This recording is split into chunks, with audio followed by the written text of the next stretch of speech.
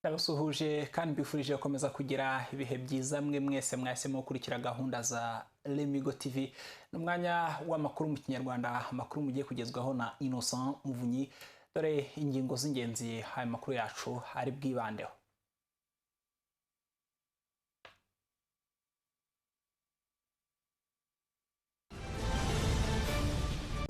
Umuryango utari wa leta rwa Murek ugiye gusaba leta gushyiraho itegeko ryo kuringaniza urubyaro, naho leta y'u Rwanda igiye gushyiraho uburyo bushya bwo gupiganira amasoko ya leta hifashishijwe ikoranabuhanga. Hanze y'u Rwanda, muri Kenya, umutwe w'iterabwoba wa Al-Shabaab uravuga ko yivuganye abapolisi 25, ariko leta ya Kenya yo ikavuga ko hakomeretse umupolisi umwe. Muri Burkina Faso bo batangiye gucukura imva bikekwa ko ariyo ishyinguyemo Thomas Sankara, umugabo ufatwa nka Che Guevara wa Afrika. Ikaze ku makuru ku buryo burambuye. Reka tubanze duhere kuri iyi nkuru. Mu ijoro ryo kuri wa mbere rishyira kuri wa kabiri mu karere ka Musanze mu ntara y'Amajyaruguru haguye imvura nyinshi. Kugeza ubu inzego zishinzwe umutekano ziravuga ko umwana uri mu kigero cy'imyaka 10 ariwe byamenyekanye ko yitabye Imana, gusa ngo ntibaramenya ibindi byangijwe n'iyi mvura. Mukanya turaza kubagezaho ikiganiro kirambuye twagiranye n'umuvugizi wa polisi mu ntara y'Amajyaruguru. Umuryango utari wa leta rwa Murek uravuga ko ugiye gusaba leta gushyiraho itegeko ryo kuboneza urubyaro. Uyu muryango w'abagabo baharanira uburinganire bw'abagore n'abagabo no gukumira ihohoterwa rishingiye ku gitsina bavuga ko impamvu ugiye gusaba ibi leta ari uko kugeza ubu abantu babyara ari uko kugeza ubu ngubu nta tegeko rihana muri muryango ubyara abana benshi, mu gihe rero u Rwanda rutiyongera ariko umubare w'Abanyarwanda wo ukagenda wiyongera. Uyu muryango uravuga ibi mu gihe hari gahunda yo gukangurira imiryango kubyara abana bake, ariko kugeza ubu ngubu kuboneza urubyaro bikaba bikorwa n'ubishatse. Fulgence Hakizwera afite inkuru irambuye. Imvugo kubyara b'umuntu ashoboye kurira yatangiye kuvugwa kera nyuma yo kubona ko hari ubwiyongeri bw'abaturage butajyanye n'ubukungu bw'igihugu. Hari ababifashe nkaho bitabareba nyuma yo kubona ko bashobora kuba bafite ubushobozi, ariko bimaze kugaragara ko ubushobozi bwa bamwe bitavuze ubushobozi bw'igihugu, kuko nk'ubu usanga umuganga umwe yita ku barwayi bageze ku 40,000 kandi atagakwiriye kurenza nibura 10,000, n'ibindi byinshi birimo nkaho umwarimu usanga yita ku bana barenze 50 mu ishuri rimwe. Bityo izi ngaruka zikagera no kukeka ko yishoboye. Umuryango w'abagabo baharanira uburinganire bw'abagore n'abagabo ndetse no gukumira ihohoterwa rishingiye ku gitsina rwa Murek uvuga ko kuba intego ya leta ari uko mwaka wa 2020 kuboneza urubyaro bizaba bigeze kuri 70%, none ubu bikaba bikiri kuri 45, kandi hasigaye imyaka 5 yonyine. Uyu muryango ngo ugiye gusaba leta ikareba igishoboka igashyiraho itegeko ribuza abantu kubyara abana benshi. Munyamariza Edouard ni umunyabanga nshingwabikorwa rwa Murek. Gahunda ngari yo muri 2020 cyangwa se ya ntego yacu nkuru nuko abantu baringaniza imbyaro baba bageze kuri 70% mu gihugu. Ubu ngubu tukaba tukiri kuri 45, kandi bigaragara yuko turamutse dukoranye n'abagabo ku buryo bwihuse ndetse hakaboneka ubushobozi bwo gufasha abagabo kugira imyumvire myiza yo kwitabirira gahunda, birashoboka ko tutategereza iyo gahunda ndende, ahubwo ko abagabo babigiramo uruhare tukabigeraho vuba tutaragera muri 2020. Rero tuzagumya kuganira na leta turebe n'ukuntu n'iryo tegeko naryo rirakenewe. Tuzaganira nabo turebe ndetse ukuntu ryakwihutishwa, kuko rirakenewe mu gufasha Abanyarwanda kwitabira gahunda zo kuringaniza imbyaro ndetse n'ubuzima bw'umuryango muri rusange. Munyamariza Edouard kandi avuga ko ingaruka za jenoside yakorewe abatutsi zagize uruhare mu gutuma baratinze gusaba ko hajyaho iri tegeko, ariko aho bigeze nuko gahunda za leta nyinshi zigambiriye guteza imbere umuturage zikomeza kubangamirwa n'ubwiyongere bukabije bw'abaturage. Ngo hakwiriye gutekerezwa ku mibereho ya buri muntu mu gihe hashyirwaho by'itegeko umubare w'abana ntarengwa umuntu agomba kubyara. Itegeko ryaratinze kubera impamvu z'amateka twanyuzemo. hari igihe washyiraho itegeko ugasanga hari abo rihutaza cyane kubera ingaruka za jenoside. Abantu benshi baracyazumva mu buzima bwabo, ziracyahari. Gahunda zo kuboneza urubyaro zirakenewe kandi zigomba gushyirwamo imbaraga, ndetse na leta ntekereza yuko ishobora gushyiraho itegeko riri progressive, sinzi uko nabyita mu kinyarwanda, ariko rireba ibyiciro binyuranye by'abanyarwanda kugira ngo ababishoboye iryo tegeko ribafashe koko kugabanya imbyaro. Gusa uretse imyumvire ya bamwe ikiri hasi ku kuboneza urubyaro, ibi hamwe na hamwe binaterwa n'imyemerere mu madini. Hari abuganira nabo ukumva ko bazi ingaruka mbi zo kubyara abana barenze ubushobozi bw'igihugu. Sibye ko hari umuntu ubugifunze mu mutwe ufite imyumvire ye, wumva ngo ibyo kwa muganga ngo kuringaniza ngo biragoye, ntabyumve nyine akumva yagomeza akibyarira. Ariko burya biragoye, niyo byakugora wenda hari igihe wenda tujya gufata nk'iyo miti yo kwa muganga ikatugora, urumva, ariko wenda kwemereka kugora ariko ukareka kubyara abana uzatera agahinda. Ubushakashatsi ku mibereho n'ubuzima rusange by'abaturage bwo mu mwaka wa 2010 bwerekanye ko kuva ku mwaka umwe kugeza kuri 24 umuntu aba atunzwe n'abandi, naho kuva ku myaka 25 kugera kuri 60 niyo myaka ibarwamo abantu bari mu kigero cyo gukora no kwita ku bandi. Nyamara abari muri iki kigero cyo kwita ku bandi bangana na 36% bonyine, mu gihe kuri ubu Rwanda rutuwe na miliyoni zisaga 12 z'abanyarwanda. Bivuze ko umubare w'abanyarwanda kuri ubu barya badakora uruta uw'abakora.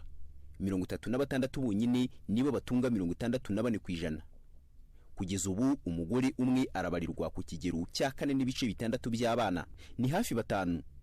Muri rusange ubwiyongere bukaba bungana na 2.6% buri mwaka. Fulgence Hakizwera, Lemigo TV. Fulgence Hakizwera harakoze kuri iyo nkuru. Mu yandi makuru, mu gihe mu Rwanda hakigaragara ikibazo cy'ibura ry'akazi muri rusange, umuryango urwanya ruswa n'akarengane Transparency International Rwanda uvuga ko mu bushakashatsi wakoze wasanze 27% by'abagore na 7% by'abagabo bajya kwaka akazi bakorerwa ihohoterwa kugira ngo bahabwe akazi. Bamwe batanga buhamya nawe bemera ko ruswa ishingiye ku gitsina ibaho, uretse ko ngo bikigoye kuyibonera ibimenyetso. Juste Kayiranga. Akenshi iyo bavuze ibibazo by'ihohoterwa rikorerwa ikiremwa muntu, si kenshi uzumva bavuze uwarikorewe mu buryo bwo kwaka ruswa cyangwa impongano kugira ngo abe yabona akazi. Bigendanye n'iki kibazo kibura ry'akazi bigaragara ko kikiri ingorabahizi cyane cyane ku mugabane wa Afurika, ibigo bitandukanye hano mu Rwanda byagiye bikora ubushakashatsi ku buryo itangwa ry'akazi ikorwa hano mu Rwanda. Gusa igitangaje nuko ibisubizo byavuye muri ubwo bushakashatsi bigenda bigaragaza ko hari aho usanga mu itangwa ry'akazi habamo ihohoterwa. Uyu ni Ingabire Marie Makire, umuyobozi wa Transparency International Rwanda, aragira ati ubushakashatsi bakoze bwagaragaje ko habaye ihohoterwa mu gutanga akazi, ndetse iri hohoterwa riba ku bitsina byombi. Twebwe mu bushakashatsi twakoze ahangira ngo binasobanuke ko ari ikintu badakunda kuvuga cyane. Twabonye ko 27% mu bagiye gushaka akazi ab'igitsina gore bahuye n'icyo kibazo, 8% b'abahungu nabo bahura nacyo. Ariko komisiyo y'abakozi ba leta nayo yakoze ubushakashatsi kandi nyuma yacu nabwo isanga icyo kibazo koko kirahari. Kuba rero ubona imibare ingana cyo ku kintu badakunze kuvuga, nukuvuga ko kiba kiri hejuru. Kimwe mu bikunda kuvugwa mu bikorwa nk'ihohoterwa mu gutanga akazi, usanga ari aho ugiye kwaka akazi yakwa ruswa y'igitsina. Nubwo bigoye kubona ibimenyetso by'iyi ruswa, bamwe mu baturage baganiriye na Lemigo TV bavuga ko iyi ruswa iriho. Kimwe n'Ingabire Marie Makire, aba baturage bose bakaba bavuga ko kubona gihamya yayo bigoranye kuko akenshi gutangirwa mu bwihisho. Nanjye ndabyumva ko bivugwa, ariko sinamenya ngo ninde uri kubikora. Ariko biravugwa. Uburyo bivugwamo, utabashije kubona ya ruswa y'amafaranga ashobora gutanga ruswa y'igitsina. Ibyo byo biravugwa cyane. Okay, ngiye ruswa y'igitsina kuyumva ndayumva, ariko nkanjye kuko ntari mu mubare w'abantu basaba ruswa, nago nahamya neza ko itangwa kandi sinanabihakana. No kuvuga ngo rero ruswa ipfa kuba ari ijambo ruswa, ubwo nge mfata ko ari ruswa. Aba amafaranga abe niyo yaba ari ibuye yaguhaye iba ari ruswa, iryo buye kuko riba rigufitiye inyungu n'agaciro wowe wifashe iyo ruswa. N'imibonano mpuzabitsina ubwayo baravuga ngo keretse umufashe baryamanye nta muntu uzafata aryamye, kuko ujya kuryama arakinga kandi yaje kugukingurira aba yabyutse. Na babandi rero bajya kuvana ubwana mu mashuri bakabazana, aya mashuri abana bararamo aha za Bugesera zahe, abana benshi bararaha mu mahoteli i Kigali turabizi, ariko niyo polisi imufatiye kuri reception cyangwa mu cyumba ariko bataryamye, hagera imbere y'umucamanza akamurekura tubigeze usanga baryamye. Nubwo bigaragara ko ihohoterwa rikiriho kugeza ubu, ngo umuti wo kurwanya iki kibazo ngo ukaba wabonekera mu gukorana hagati y'inzego zose, haba iza leta ndetse n'izigenga, bityo bagahana amakuru ku buryo usanga izo nzego zose zizaba zifite amakuru amwe kuri icyo kibazo cy'ihohoterwa. Icya mbere duhanahana amakuru nk'inzego, tukagira amakuru asa angana. Nk'ubu kuba ufite polisi ahangaha ni ikintu gikomeye cyane, kuko ejo umuntu wabaye harassed cyangwa se sexual abused, kuko kenshi ibimenyetso byabyo biravuna, itegeko naryo ntabwo rifututse neza, ariko nibura nanagera kuri polisi bazamwumvana amatwi ya wa muntu wumvise ibingibi, uzi ko n'icyo kibazo gihari. Ikindi uko amakuru agenda amenyekana ni ukuvuga ngo ejo bundi abantu niba proposa nk'ukuntu itegeko ryahinduka, nibigera muri parlement bizasanga hari abadepite babizi ko icyo kibazo gihari. Muri ubu bushakashatsi bwakozwe kandi burebana n'ihohoterwa, ngo bikaba byaragaragaye ko mu nzego zitandukanye zaba iza leta ndetse n'izigenga hakiri ikibazo cy'ihohoterwa mu gushaka akazi, ariko kandi ngo kikaba kiganje cyane cyane mu nzego zigenga. Justin Kayiranga, Lemigo TV. Inkuru ya Justin Kayiranga turamushimiye. Mu yandi makuru, leta y'u Rwanda igiye gutangiza gahunda yo gutanga amasoko ya leta hifashishijwe ikoranabuhanga. Ni gahunda yateguwe na Minisiteri y'Imari n'Igenamigambi ku bufatanye n'ikigo gishinzwe gutunganya amasoko ya leta RPPA mu mpine. Abateguye gahunda bavuga ko ije gukemura bimwe mu bibazo byagaragaraga mu mitangire y'amasoko ya leta, harimo ikibazo cya ruswa, ndetse ikazanihutisha uburyo bwo gupiganira amasoko. Uburyo bwiswe Rwanda Online E-Procurement System buje mu gihe leta y'u Rwanda ikataje mu ikoranabuhanga, aho ibigo byinshi byitabira gutanga serivisi byifashishije ikoranabuhanga. Iyi ni nayo mpamvu nyamukuru ikigo cy'igihugu gishinzwe gutunganya amasoko ya leta RPPA kivuga ko cyazanye uburyo buzafasha abacuruzi kuba bapiganirwa amasoko bifashishije internet no gukemura ibibazo by'amasoko yatangwaga bitanyuze mu mucyo. Twakwizera rero yuko na hano ikoranabuhanga rizahindura byinshi, nk'uko batubwiye yuko iwabo muri Korea byahindutse, ariko babigaragaje ibifatika bigaragara, kubona amakuru noneho byagora umuntu kwima amakuru. Icya kabiri, ibintu birushaho kwihuta kuko nyine bikoresha ikoranabuhanga. Urumva umuntu niba yavaga i Rwamagana akaza gutanga igitabo cye cy'ipiganwa hano, azajya agitangira i Rwamagana. Hari ibintu byinshi mu gusesengura izo nyandiko byagombaga abantu guhura, hari ibintu byinshi noneho bizajya bikorwa n'iryo koranabuhanga bigahita birangira. Byamara kurangira irya koranabuhanga n'ubundi rigahita ribamenyesha. Urumva rero muri uko kwihuta byanze bikunze n'iyo mikorere myiza byanze bikunzwe na ruswa n'ibisa nkayo bizagabanyuka. Kuba umushoramari uzakenera gupiganira isoko bimusaba gukoresha internet bitabaye ngombwa ko yandika n'intoki asaba isoko, birumvikana nk'ibyabangamira waba adafite uburyo bwo gukoresha internet, ariko kandi hakanibazwa icyizere umuntu yabigirira kuko uburyo buje mu gihe havuga ubwiyongere bukabije bw'ubujura bukorerwa kuri internet. Asubiza iki kibazo, Antoine Sebera, umuyobozi mukuru ushinzwe ibirebana n'igurisha muri kompanyi Africa Oil Services, kompanyi izafasha leta y'u Rwanda mu gushyira mu bikorwa uyu mushinga, yavuze ko nubwo iki kibazo cy'ubujura bukorerwa kuri internet kirimo kwiyongera ku isi muri rusange, abantu batakagize impungenge kuko uko bateganya kugira ubwirinzi babifashijwemo n'ikigo cy'igihugu gishinzwe iterambere mu Rwanda, ishami rishinzwe umutekano wo kuri internet. As you know, we have a specific cybersecurity department in RDB which is tackling overall the entire nation's cybersecurity challenges. This challenge is not specific to Rwanda, it's a global challenge and you have to put in place the right mechanism. We have what is called cybersecurity response team. So we are working together to ensure that the software is complying with all the security requirements. And to let you know also, we are using what is called public key infrastructure and encryption. It means every organization, every staff that will use this system will be identified by a unique identifier. And then all the transaction will be done with encryption in a way that nobody can read the message if it is not either the sender or the person who is entitled to receive it. Hari bimwe mu bigo byagiye bitangiza uburyo bwo gutanga serivisi byifashishije ikoranabuhanga ariko uburyo ntibumare kabiri kubera impamvu zitandukanye zirimo kuba abakozi baba badasobanukiwe neza gukoresha software zikoresha ubu buryo, kuba ibigo bisa naho byihutiye gutanga akayabo k'amafaranga yo kugura izi software atari zo zikenewe n'izindi mpamvu.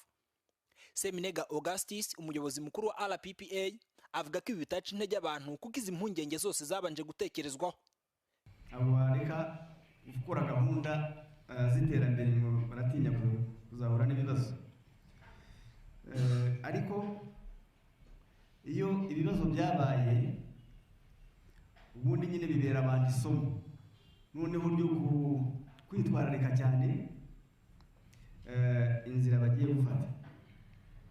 Ntabwo turi Imana ngo tuvuge ngo nta bizaba, ariko byitaweho cyane.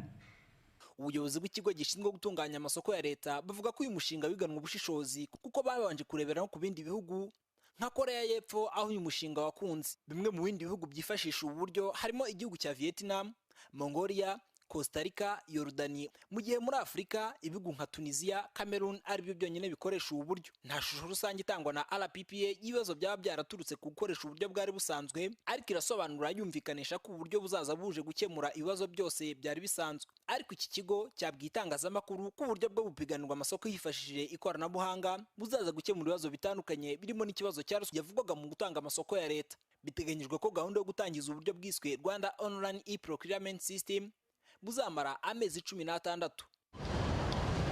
Ni Lemigo TV mukomeje gukurikira, turi umwanya w'amakuru y'Ikinyarwanda, ariko tubisegureho kuri iryo jwi ry'uwavugaga mu Cyongereza muri iyo nkuru ritabashije kuboneka. Reka noneho tujye kuri ya nkuru yo mu karere ka Musanze mu ijoro ryakeye, no kuvuga ijoro ryo kuri uyu wa mbere rishyira ku wa kabiri, haguye imvura nyinshi yahitanye umwana umwe uri mu kigero cy'imyaka 10.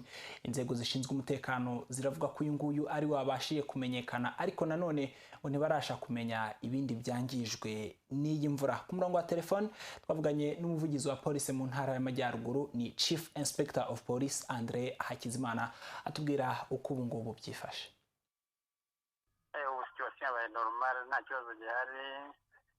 Amazi yarafunze umuhanda guhera saa 12 n'igice, ariko kugeza saa 5 n'iminota 50 umuhanda wari umaze gufungurwa uri nyabagendwa. Ubu imodoka ziragenda nta kibazo? Guhera iyo saha nkubwiye saa 5 n'iminota 50 imodoka zagendaga nta kibazo cyari gihari. Hari urujya n'uruza zijya Rubavu, izindi ziva Rubavu ziza Musanze, n'izindi zikomeza za Kigali. Ubundi ayo mazi yaturukaga hehe? Amazi yaturukaga mu birunga, hari haguye imvura, bazwi ibirunga bigizwe n'amashyamba n'urugano. Ibyo byose bikurura ibicu bikabyara imvura. Muri periode turimo rero ni ibihe by'imvura, ubwo guhera ejo yaraguye iba nyinshi, amazi arenga imihanda nk'uko mwabyumvise. Nta bindi bintu byaba byangijwe n'ayo mazi? Ayo mazi yahitanye umwana umwe, habonetsemo urupfu rumwe, umwana w'imyaka 10 waturutse anoze uwa Nyange, nawe yasize ubuzima. Kugeza ubu nibyo tuzi. Ibyangijwe ntawabimenya n'ayo mazi, hamaze gukorwa ibarura ryimbitse, ariko kugeza uyu munsi ntawabimenya ngo avuge ngo hangiritse ibintu n'ibi. Mu gitondo twari tuzi ko hari inzu zigera kuri 3 zaguye mu murenge wa Kinigi na centre de santé yuzuye amazi. Hari izindi nzu twagiye tumenya mu murenge wa Muko zigera kuri 2 zo twari twamenye, ariko n'imirima iri mu myaka y'abaturage nayo yangiritse ko amazi yari menshi keretse hakozwe ibarura niho twamenya ibintu byangijwe n'ayo mazi. Chief Inspector Andre Hakizimana n'umuvugizi wa polisi mu ntara y'Amajyaruguru ku murongo wa telefone. Reka tugaruke i Kigali, hanyuma yaho hagaragaye ko hari amakoperative y'abafite ubumuga ahereye mu karere ka Nyarugenge afitanye ibibazo n'ubuyobozi bw'aya makoperative. Kuri ubu ngubu akarere ka Nyarugenge kemeye ko iki kibazo gihari bukizi, ndetse bavuga ko ubuyobozi buvuga ko giterwa nuko hato abayobozi badashoboye bagira uburangare no kudindiza iterambere ry'abanyamuryango. Ngabonziza Kizima Joella. Abafite ubumuga babarizwa mu makoperative atandukanye bakomeje gutangaza ikibazo cy'ubuyobozi bubi bafite, bongeraho ko imikoranire yabo bombi itabageza ku iterambere. Abafite ubumuga bongeyeho ko bagiye bahomba amafaranga bashuye, imisanzu n'andi mafaranga yasabwaga kugira ngo buzuze imwe mu nshingano zo gukuza koperative. Twagiye tugira ibibazo by'ubuyobozi, tukagira ibibazo byo kudakora neza, harimo gutanga umusanzu ntugere ku byo twifuje. Ubundi ubuyobozi umusanzu ugasa nkaho amafaranga bashatse kuyagira yabone ntituyabone. Umwe mu bafite ubumuga we yatangaje ikibazo cye avuga ko yashoye amafaranga akaza kwemererwa amafaranga 500 maze bamugurira akabati ndetse n'amashargeri avuga ko ari pirate, nyuma akaza kuguzwa akagura izindi shargeri ariko andi mafaranga yasigaye avuga ko atazi irengero ryayo. Ngiye banyita abana bakize Thomas, nkanjye kugira ngo bame nk'aka kaboro nkoreraho nabahaye 5,000 ngo ni ibyo kwishinga muryango, ubwo nkajya ntanga n'amafaranga 500 ya buri munsi nyine, ariko koperative yarasenyutse byose birangira nta tutazi ukuntu bigenza. Uwari umwe mu bagize komite ya koperative yakomeje ashimangira ko babatwaye amafaranga ndetse n'imwe mu mitungo bari bafite. Yewe nitwa Mutangana Samuel, haba hari koperative yitwa Baho Neza Nyabugogo. Abantu baturiye ibyacu bavuga ngo tugiye gukorera mu kazu hano Nyabugogo kandi karubatse, nta n'ubana n'ubumuga ugakoreramo n'abantu bazima bagakoreramo, tukabaho twabariza ariko mukaba mwaturenganura. Ndavugisha ukuri, manitse amaboko yose n'amaguru yose nyahagazeho nuko n'amaguru ngira yose yacitse. Ku ruhande rw'ubuyobozi bw'amakoperative, umuyobozi wa koperative Baho Neza Nyabugogo ikunze kugaragaramo ibibazo by'abayobozi n'abanyamuryango, nawe yatangaje ko byose ari ibibazo biva mu buyobozi bw'uturere. Banyita Sengirankabo Thomas, aje kwitangirana harimo umuyobozi ukora mu karere ka Nyarugenge bita Bisangwa Jean de Dieu, akaba ari umujyanama mu karere ka Nyarugenge, akaba ari nawe ureberera ayo makoperative y'abamugaye, ari nayo koperative Baho Neza Nyabugogo. Akajya abwira abanyamuryango yuko utavuka muri Nyarugenge atazaba muri iyo koperative. Tukamubwira tutese ko nanjye uyiyobora ntari uwaho nawe ukaba utahavuka. Ati nta kundi bizagenda kuvuta utavukayo uwazajya asezera avemo. Sanga ntabishobora, nibwo nandikiye akarere mbabwira uko ikibazo kimeze. Nyamara nubwo ibyo byose bihari, akarere ka Nyarugenge karimo imwe mu makoperative yagaragayemo ibibazo, katangaje ko ibyo byose kabizi ndetse ko n'ubuyobozi bubi buhari, kuko hari abatowe ngo bayobore batabishoboye, ku buryo wasangaga harimo uburangare no kudasobanukirwa n'ibyo bakora. Nitwa Bisangwa Jean de Dieu, ndi umuhuzabikorwa w'inama y'igihugu y'abantu bafite ubumuga mu karere ka Nyarugenge. Yitwa Baho Neza Nyabugogo niyo itari gukora neza kubera imiyoborere irimo, aho byagaragaye ko wari perezida wari waratowe nta bushobozi afite, n'abantu bose bagiye bibona kuko ntazi gusoma no kwandika, ntashobora gutumira inama ngo ayiyobore. Ikindi basanze adafite ubumuga, amateka afite yaba mu bafite ubumuga no kuba bafite ubumuga, ni umuntu ushaka kugira ngo abe yarira ku bandi atagize icyo akora, kuko yaba za Kanyinya yatangiye gukuraho ibikorwa, abaturage bari bamwirukanira mu karere ka Kamonyi, baramwirukanye n'inzu yakoreragamo kubera ibintu by'amanyanga. Ibyo bintu ni nabyo byinshi byagiye bitubabaza. Umuntu akaza akajya inyuma y'abafite ubumuga, urabona benshi barikeneye, akavuga ati tugiye kubakorera ibi n'ibi. Ariko umugabo yakiraga amafaranga ntayageze kuri konti, ugasanga nabo bayamuhaye nta hantu yabandikiye. Bamaze ati nayahaye iyo, ese hari agapapuro yaguhaye yatubwiraga rwose ko koperative iri hariya bazadushiramo. Ariko nyuma yaho twe bavuze ko niturangiza kumweguza ko twasabye inzego zibishinzwe zikareba ibyo amategeko ateganya, tugakurikirana, twareba abamuhaye amafaranga bagaragaza urutonde ko ruhari, tukamukurikirana amafaranga yabo akayabasubiza. Nubwo hari abanyamuryango w'amakoperative avuga ko basigaye inyuma y'amajyambere bitewe n'abayobozi, hari andi makoperative akataje mu kwiteza imbere hagati yabo. Ayo makoperative kandi akaba abarizwa mu karere kamwe ariko ka Nyarugenge. Ngabonziza Kizima Joella, Lemigo TV. Muganya n'amakuru avugwa mu mahanga, ariko mbere yaho reka dufate akaruhuko ko gutumikira abadutumye. Nimujye kure.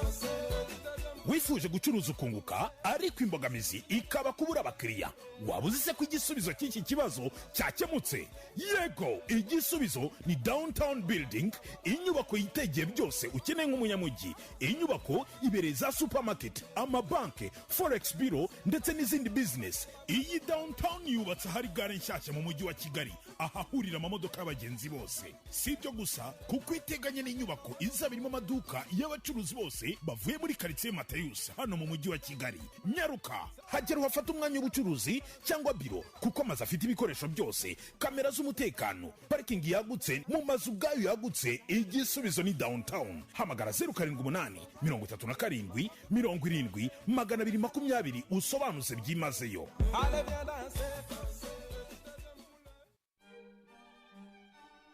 Ubwuzu bw'umuryango, uburyohe budasanzwe, ubwiza buvanze n'ingano nyafurika, itandukaniro utasanga ahandi. Spaghetti Silva wayisanga mu masupamaketi cyangwa mu maduka yose akwegereye. Spaghetti Silva.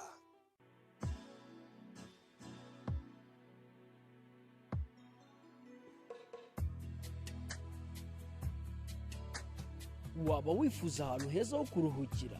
Waba uteganya gusohokana inshuti yawe cyangwa umuryango wawe?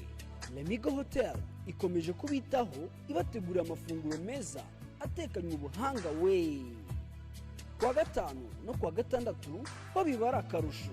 Lemigo Hotel ibafitiye gahunda yitwa Happy Hour, itangira kuva saa 11 kugera saa 3 z'umugoroba, aho mwakirwa neza mususurutswa na orchestre Impara n'abandi bahanzi batandukanye. Muri Lemigo Hotel ibintu ni sawa sawa.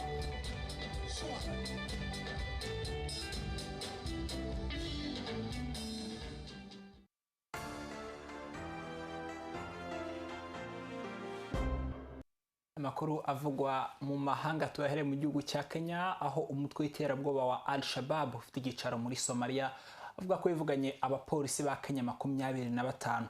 Kenya ihakana aya makuru, ikavuga ko hakomeretse umupolisi umwe gusa, mu gihe n'ibindi bitangazamakuru mpuzamahanga bikomeje kuvuga ko hapfuye abantu bagera kuri 20 mu gitero uyu mutwe wa Al-Shabaab wagabye ku cyicaro cya polisi. Ni inkuru ya Al Jazeera n'ijwi rya Nishimwe Rose.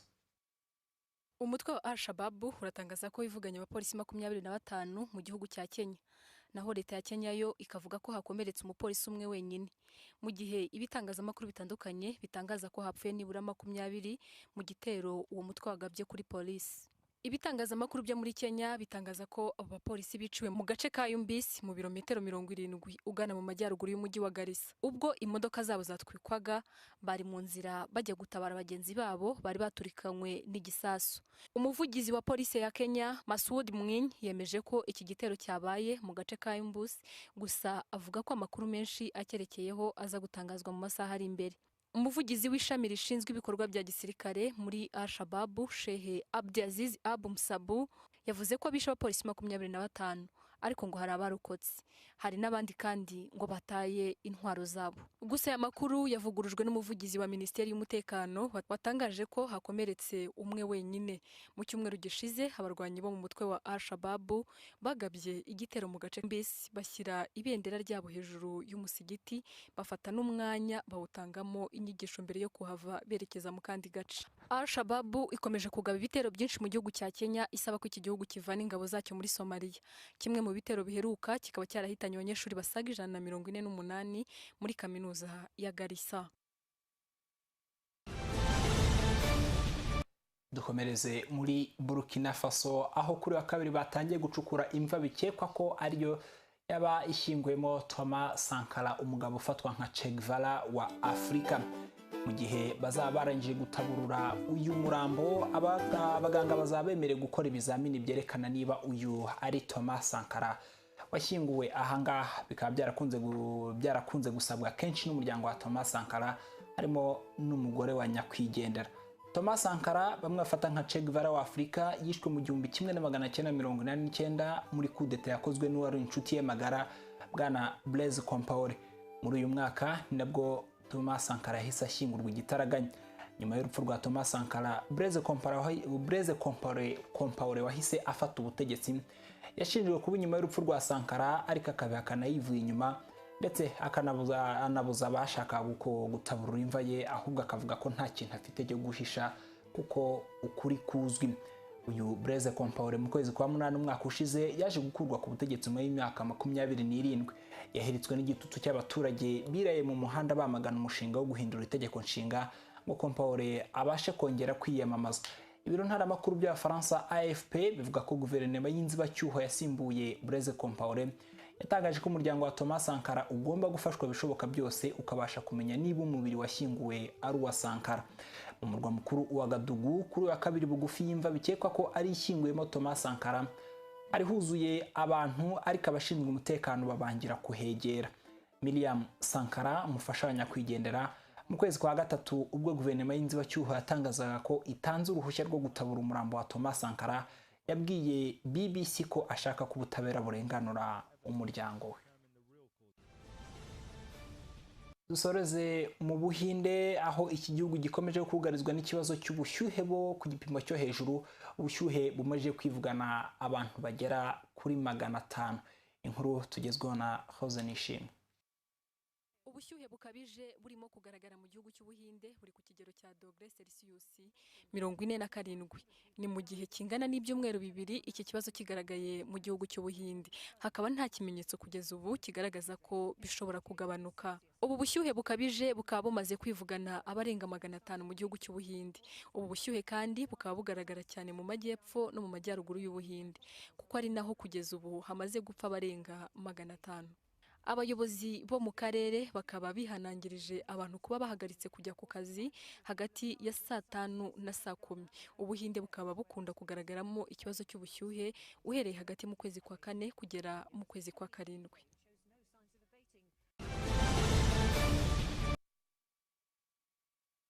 Dusorejeho ayo twari twabateguriye, ariko kubo tutatangiranye ngizi ngingo nkuru amakuru yacu yibanzeho. Umuryango utari wa leta rwa Murek ugiye gusaba leta gushyiraho itegeko ryo kuringaniza urubyaro, naho leta y'u Rwanda igiye gushyiraho uburyo bushya bwo gupiganira amasoko ya leta hifashishijwe ikoranabuhanga. Hanze y'u Rwanda muri Kenya, umutwe w'iterabwoba wa Al-Shabaab uravuga ko yivuganye abapolisi 25, ariko leta ya Kenya yo ikavuga ko hakomeretse umupolisi umwe. Muri Burkina Faso bo batangiye gucukura imva bikekwa ko ariyo ishyinguyemo Thomas Sankara, umugabo ufatwa nka Che Guevara wa Afurika. Izina rero ry'itsinda ry'abanyamakuru bagize uruhare mu gutara no gutunganya aya makuru na equipe technique yadufashije aya makuru abagereho anoze. Tubashimiye kuba mwabanye natwe muri gahunda. Mwari kumwe nanjye Innocent Muvunyi, bifurije gukomeza kugira ibihe byiza no kunogerwa na gahunda za Lemigo TV.